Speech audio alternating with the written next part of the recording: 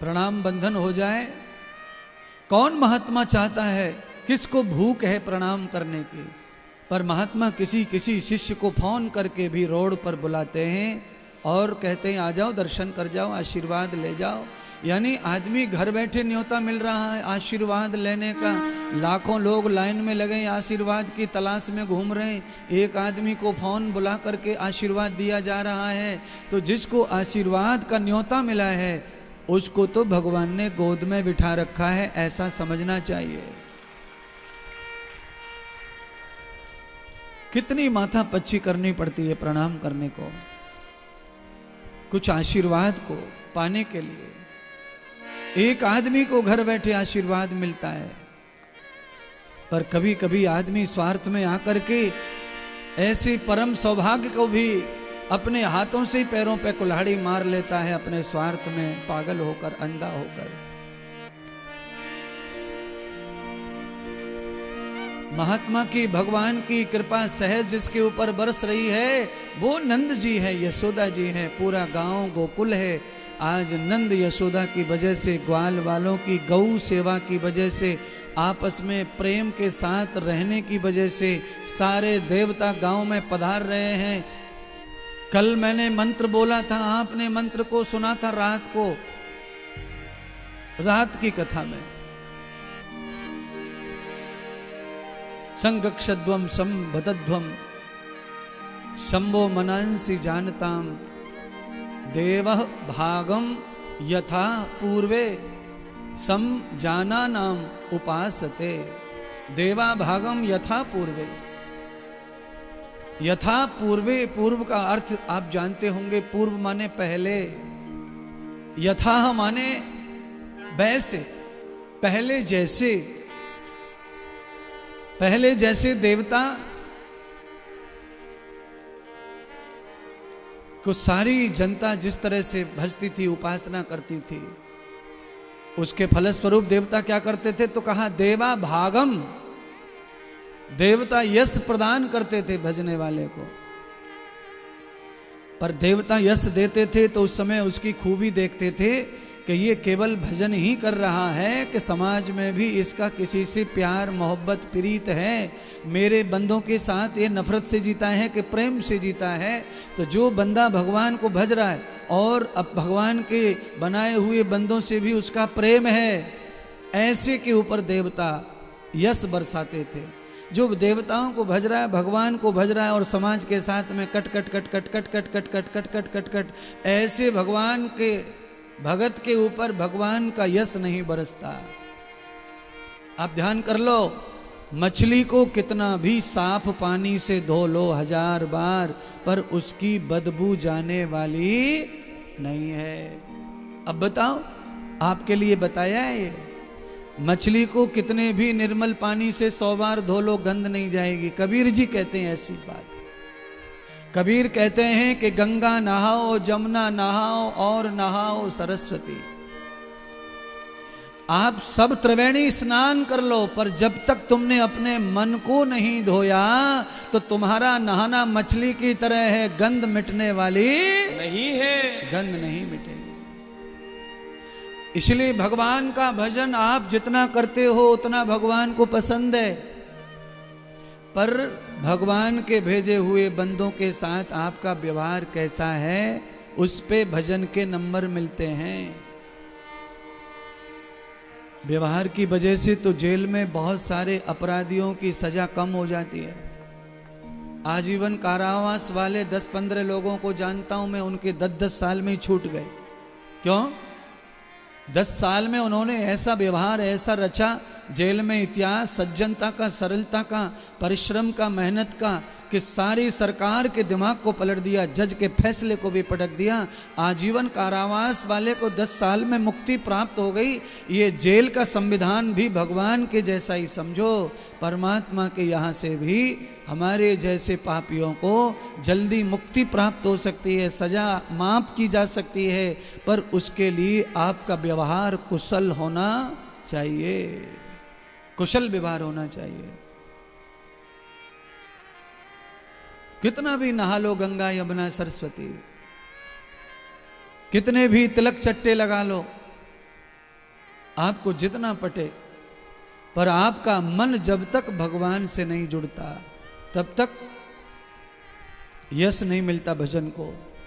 भागम यथा पूर्वे देवा भागम यथा पूर्वे सम जाना नाम उपासते। समान रूप से भगवान का भजन उपासना कर लो, ज्यादा नहीं, समान। सम जना नाम उपासते, इतने में सब मिल जाता है।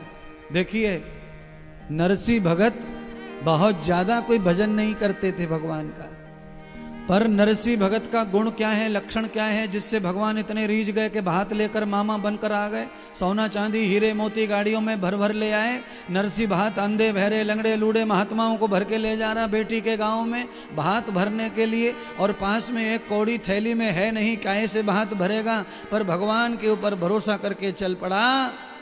तो भगवान ने जाकर आंगन में बिछा दिए सोने चांदी के असर पे, सोना चांदी बिछा दिया। नरसिंह भगत पहुंचा भी नहीं, तब तक तो बिस्तर लगे पड़े हैं सोने चांदी के। ये कैसे संभव हुआ? ये संभव नरसिंह भगत के भजन की वजह से नहीं हुआ। नरसिंह भगत के अंदर जो प्रेम था समाज के प्रति, जनता के प्रति, उसकी वजह से हुआ। भगवान पदार्थ के कम और प्रेम के ज्यादा भूखे हैं। सामान भगवान को कम भी चढ़ाओगे तो चलेगा, पर भाव और प्रेम भगवान को कम नहीं होना चाहिए। आप अपना प्रेम और भाव पूरा लुटा देते हो यही निकम्मी दुनिया पर ज्यादातर। भगवान के बंदों के लिए, ये संसार के लिए भी आपका प्यार जरूरी है, वो भी रहे, उसके बगैर भी प्रभु आपसे खुश नहीं हो पाएंगे। पर भगवान कहते हैं तावते कृतम मूलश्च यावते कर्मम फलः। ये सारी दुनिया परमात्मा ने बनाई है, सारी दुनिया का स्वामी परमात्मा है, सारा जगत प्रभु का है।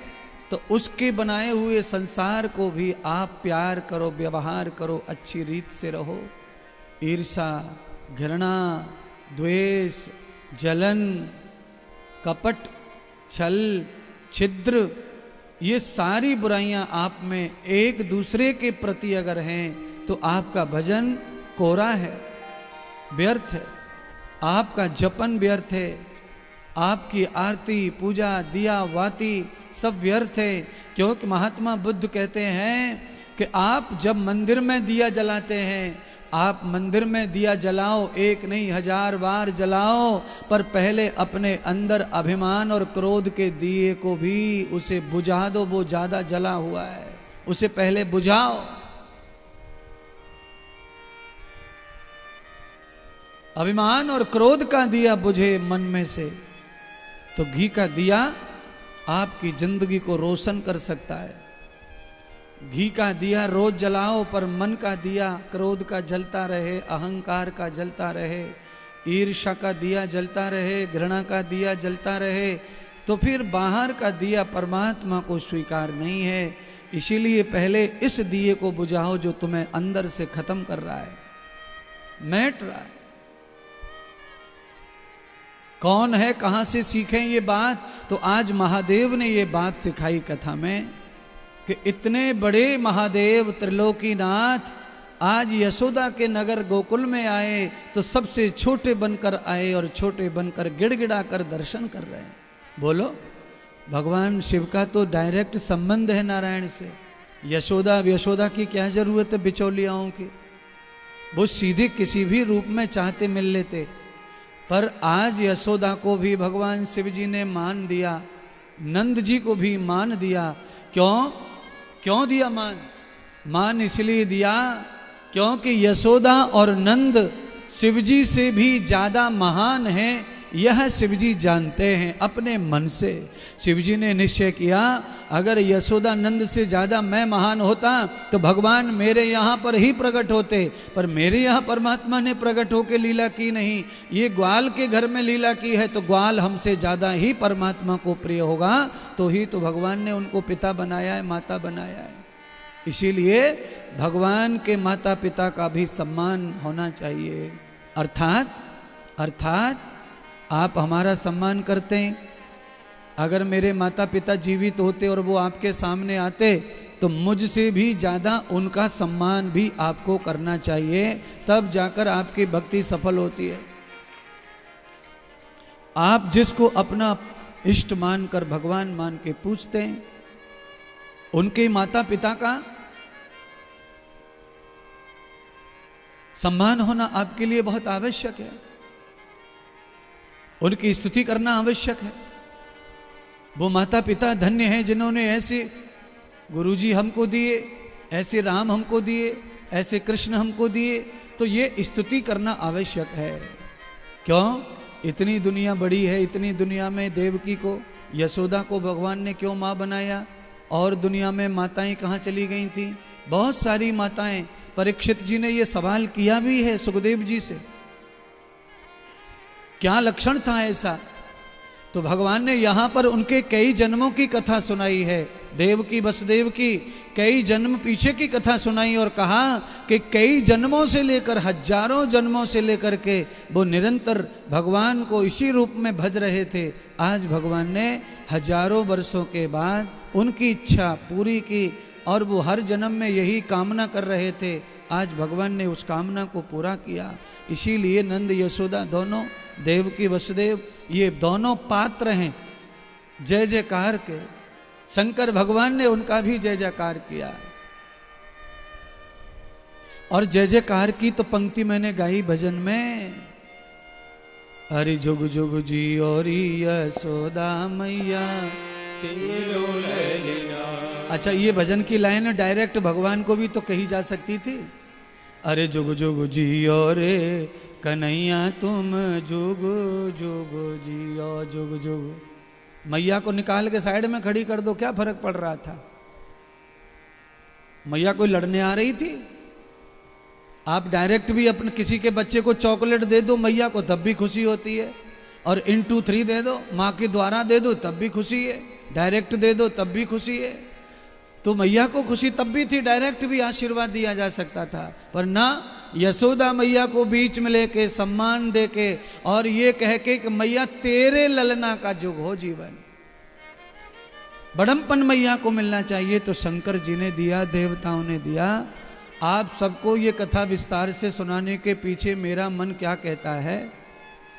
आज ये कथा मैंने थोड़ी चेंज करके क्यों सुनाई है, क्योंकि कथा तो वही है, पर उसको बार बार उसके अनेक उदाहरण हैं, अनेक उसके प्रतिष्ठान हैं, अनेक उसके हमारे जीवन के लिए परिणाम और फल हैं। एक ही नहीं ये कथा वही रहे, पर उसकी मीनिंग आपके लाइफ के लिए बहुत है, सीखने के लिए।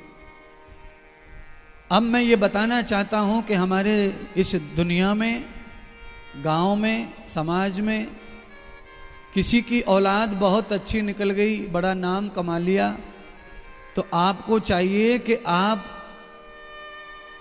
जिनका नाम अच्छा है उनके माता पिता परिवार को भी आप सम्मान करें, उनको भी आप धन्यवाद करें, उस परिवार को भी आप नाम निकालें।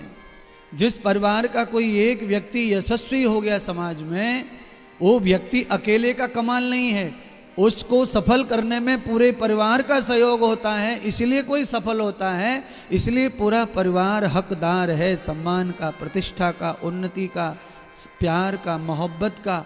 आप सबको ये सब करना है। हो सकता है किसी का पिता जय जयकार के योग्य नहीं लग रहा अपने को, साधारण पिता है।